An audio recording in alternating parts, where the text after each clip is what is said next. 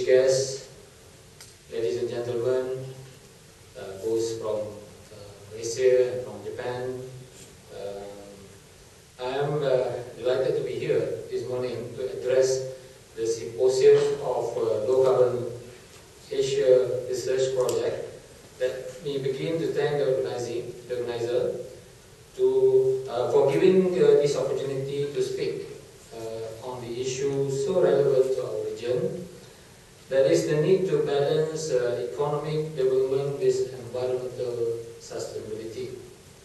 All of us here bear the heavy responsibility to ensure as we pursue economic development, we do not do so at the expense of the environment.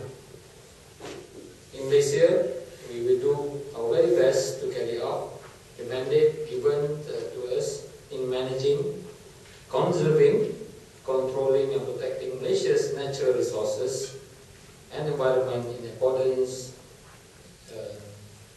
in an accountable and responsible manner. I will lead you through in my keynote address to the Malaysian scenario as far as low carbon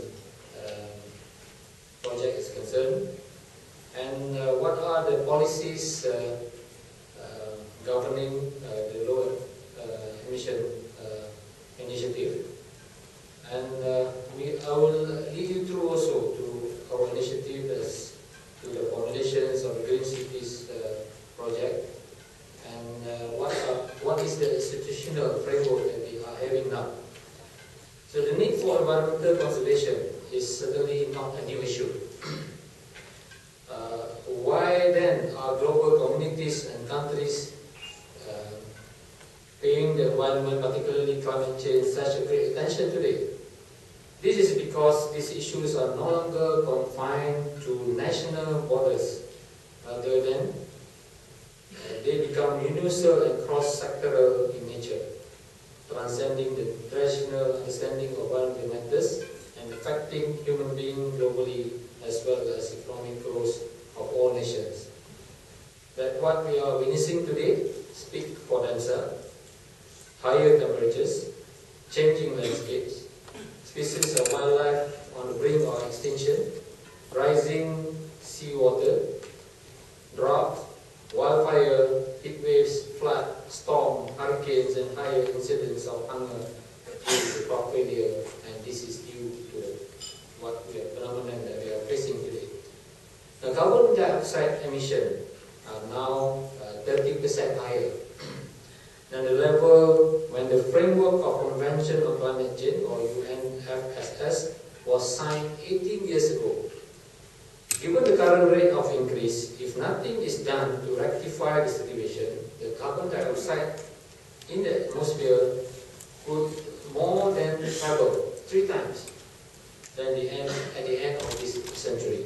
The consequences will be felt by all people in the very continent. Now, what is the scenario in Malaysia? Are we so vulnerable to global climate change? Indeed we are.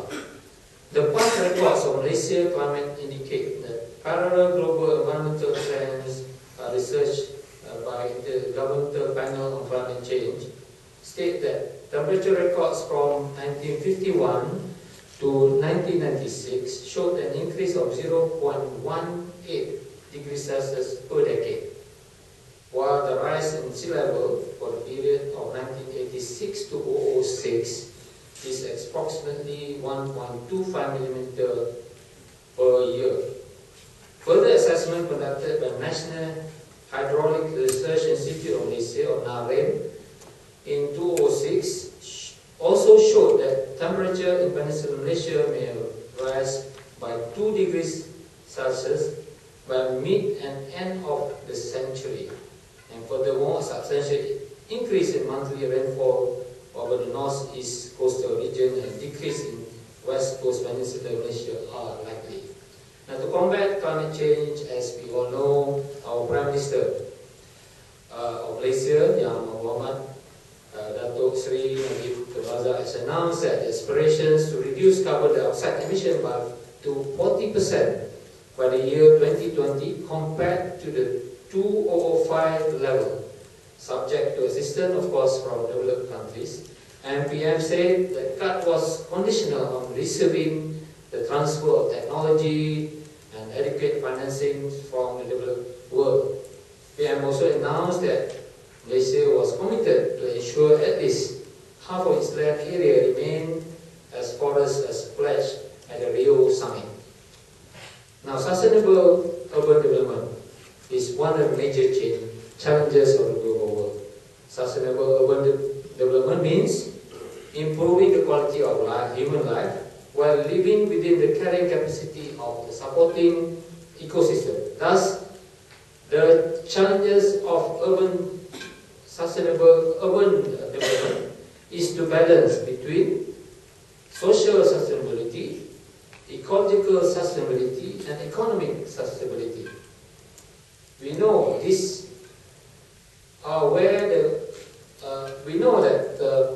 this need especially so and relevant in the urban planning and development. For the heart of urban development lies and focuses on the growth of urban area and urban conurbations.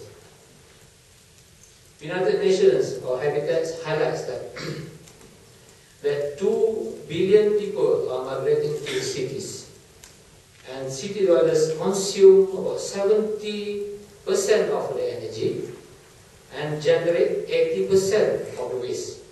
People migrate and move to cities because easy access to water, power, healthcare, education, etc. Thus, the key word is sustainability. We have to sustain. In Malaysia, we have an urbanization rate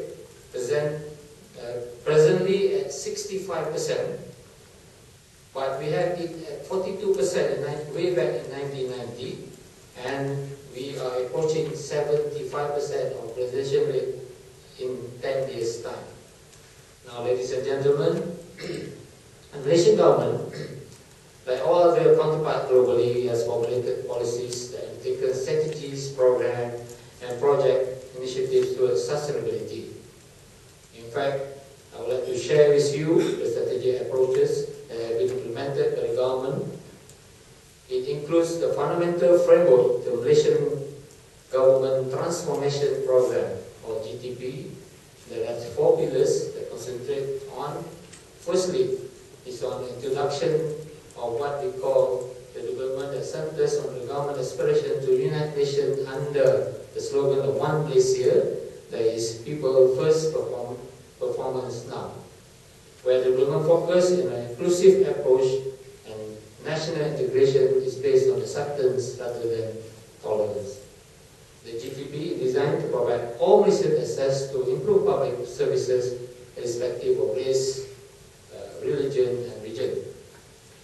Now, the other 3 pillars that moving Malaysia to achieve the developed nation stage is the Government Transformation Program, with key priority areas known as National Key Result Areas, among others, that focus on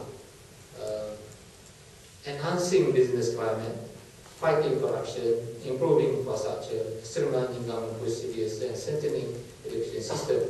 And this is further coupled up, further supplemented by national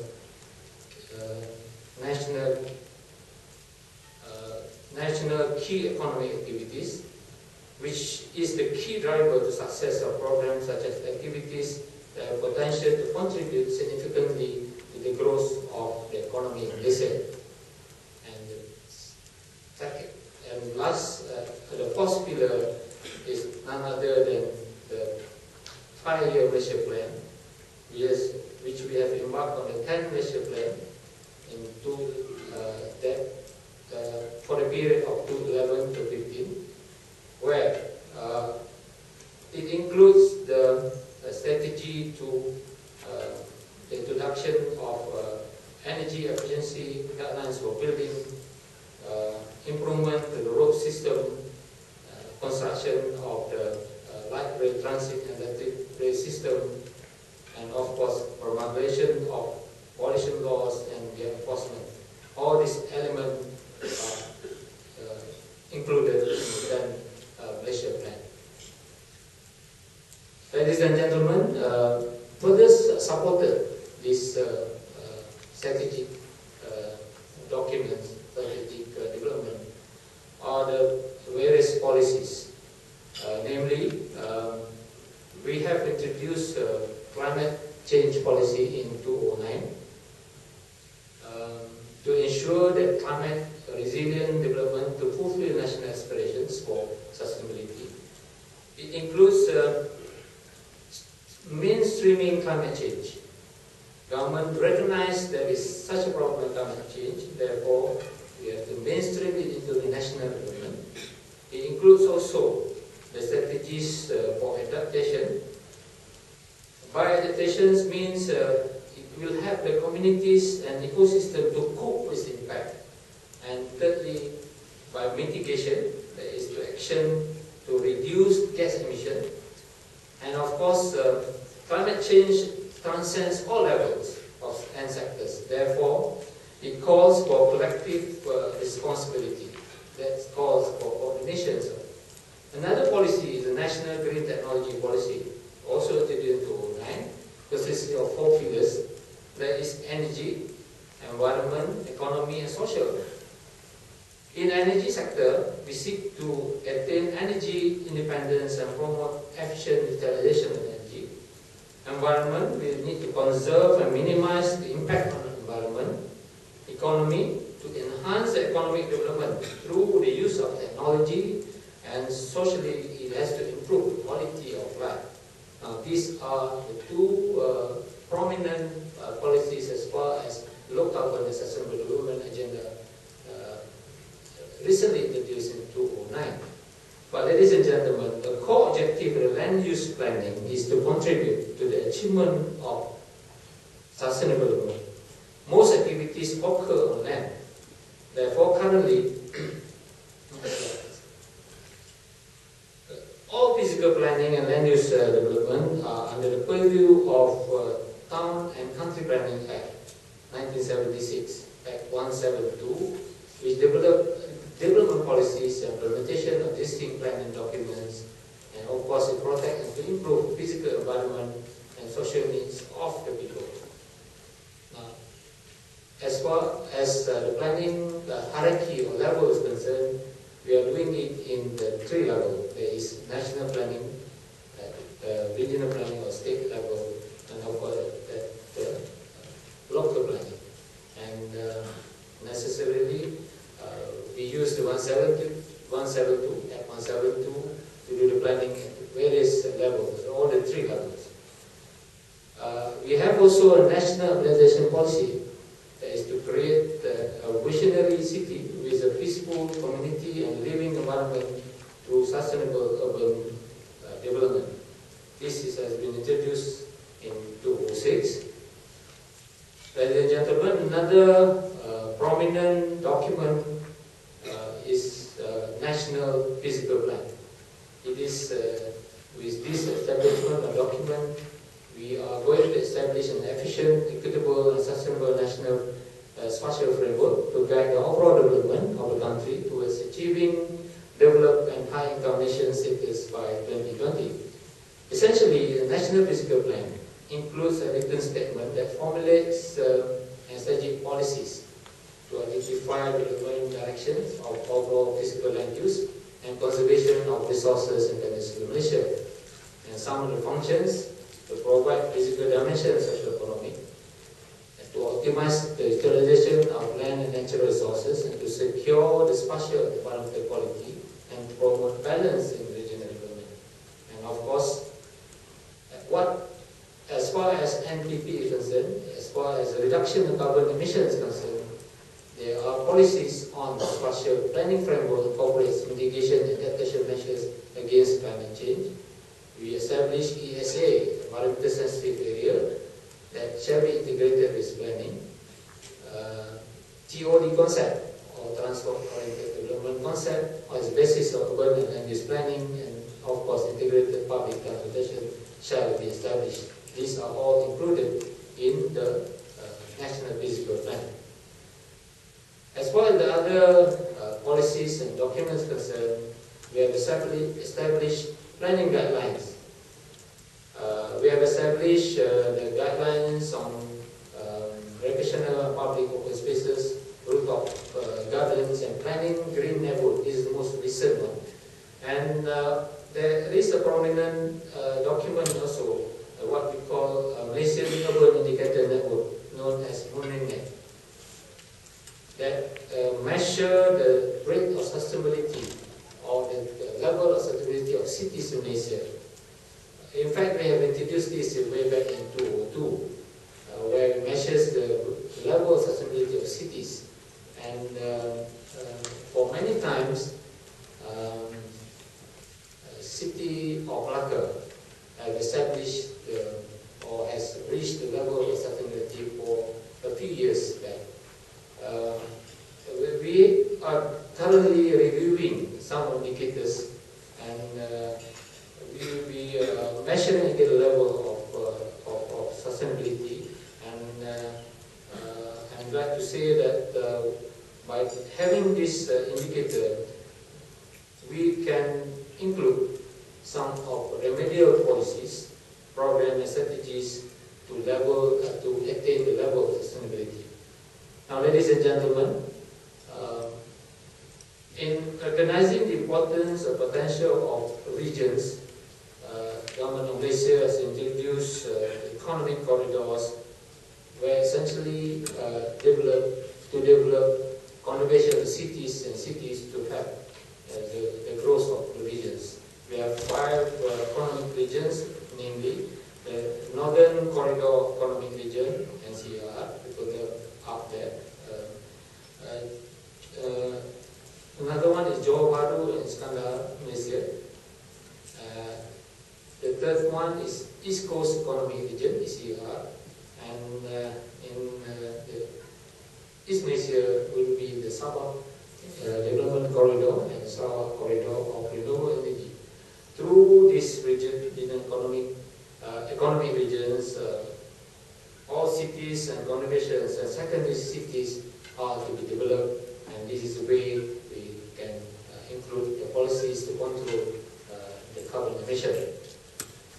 Up to now, many ever since we have embarked on the low carbon emission, the Prime Minister has announced that Putrajaya and Sarojaya as pioneers in green city, as a showcase for the development of other townships in the country. A few other states from then on have made some movement to implement the concept of green urban development in their respective areas, namely Wilayah Iskandar, Johor Bahru, where you are now, and Malacca State, and also Miri in Sarawak. Now, these cities aim to enhance the nation's environmental sustainability by reducing carbon footprint. Hopefully, by 2020, all the states in Malaysia will take the same actions to become green city and implement green growth development in Malaysia. Now, ladies and gentlemen, it's good to start if our nation is seriously promoting green building and sustainable green development. For example, Asian Green Cities Index survey done by Independent Economists Intelligence Unit, or EIU, has found that Singapore is Asia's greenest city, or well above average, while Kuala Lumpur ranks average in the Green City Survey, together with Bangkok, Beijing, Delhi, and the rest. And this index, in fact, a good reflection of where Kuala Lumpur or Malaysia stand in terms of sustainability. Ranking it at average is a good start for Malaysia, for Kuala Lumpur, especially a stepping stone for Kuala Lumpur to move forward to improve its livability factor. And you can see this network has done a good work will further improve our stand as far as Green City Index is concerned. And gentlemen, I've shared what we have done in Malaysia. We have a multitude of government policies and strategies, initiatives towards sustainability of the area, aiming towards enhancing the quality of life of people. A lot more are being planned and implemented, and we will continue to do so in the future. For instance, Green Technology and Climate Change Council has been formed, chaired by none other than Right Honourable the Prime Minister himself, and supplementing or complementing this Green Technology and Climate Change Council is the steering committee of the Green Development with 7 task forces: Research, Innovation Working Committee, Industrial Working Committee, Transportation Working Committee, Promotion of Public Awareness, and what really pertaining to us is Green Neighbourhood Development Working Committee, where there are 2 task forces: Green Neighbourhood and Green Technology Task Force and Sustainable Waste Management Task Force. We will be reporting back to the steering committee and eventually to the Green Technology and Climate Change Council. And we would like to see that the result of this exercise in Iskandar is to be reported to the Green Neighbourhood Development Working Committee and eventually to the Green Technology and Climate Change Council. So it is very pertinent and very important for this symposium to have, especially to Iskandar, Malaysia, because this is the best case for the network and the interrelationship between other agencies around Asia and around the world in coming up with the strategies and with the program as far as low carbon Asia research projects concerned. So before I conclude, again I would like to congratulate the Secretariat for organizing this symposium. I would also like to thank the organizers for inviting me to deliver the keynote address this morning, and I hope this symposium will be a successful and fruitful one. Thank you very much.